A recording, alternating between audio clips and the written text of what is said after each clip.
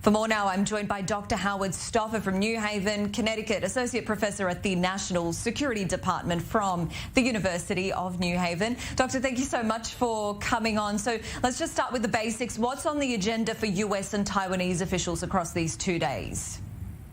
Thank you for having me on. Senator Markey released a statement when he landed saying that, first of all, they want to reaffirm their support for Taiwan, and they also want to try to build peaceful and stable ties across the Taiwan Straits. Markey, by the way, came from Korea on a separate flight from the other 4 members of Congress who are congressmen, not senators, coming on a plane provided by the United States for congressional travel.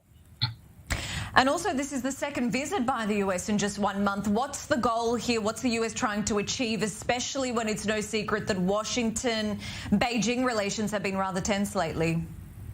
Yes, absolutely. And I think Congress is trying to signal that Congress itself, on a bipartisan basis, strongly supports Taiwan and all of the things that China has been accusing it of, that is the United States of doing, is not true. That we're here to believe in the joint communique of the United States and China, the Taiwan Relations Act, and the 6 assurances. And Congress is basically saying, through these members of many different committees of Congress, that Congress supports that. One China policy, 2 systems.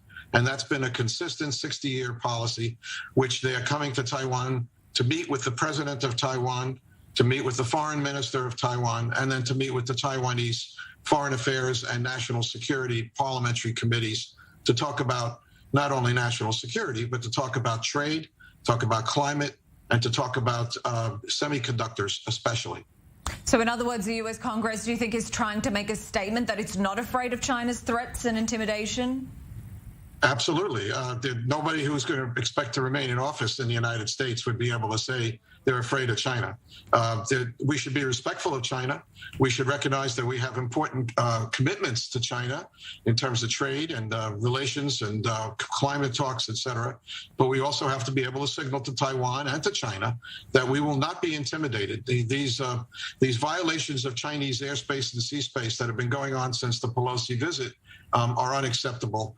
And they're a violation of the 60-year understanding that the line between Taiwan, the water line between Taiwan and China, must be respected, as well as the airspace. Doctor, has it already been said by the US that it will be sending warships and planes through the Taiwan Strait in the next few weeks? Do we have any idea what that roadmap looks like for trade talks?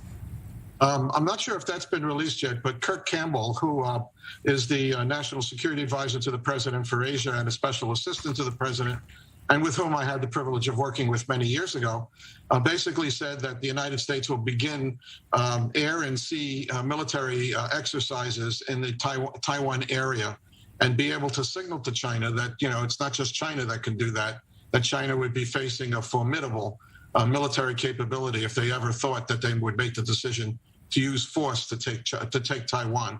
So those exercises will take place in the next few days. And I might add that there will also be talks about climate change, because we just passed a tremendous bill in Congress, the greatest climate change effort by the United States in any generation. And of course, to talk to Taiwan about semiconductors, because that's what drives all of the equipment we have. Our phones, our refrigerators, our cars, everything needs a semiconductor now. Taiwan is building a plant in the United States, and the United States just passed a bill that the President Biden signed of $52 billion to build new plants in the United States, creating semiconductors, which are an essential product, and Taiwan is the leading country in building them. Dr. Howard Stoffer, thank you so much. Associate Professor at the National Security Department from the University of New Haven. They're joining i24 News. Thank you. Thank you so much.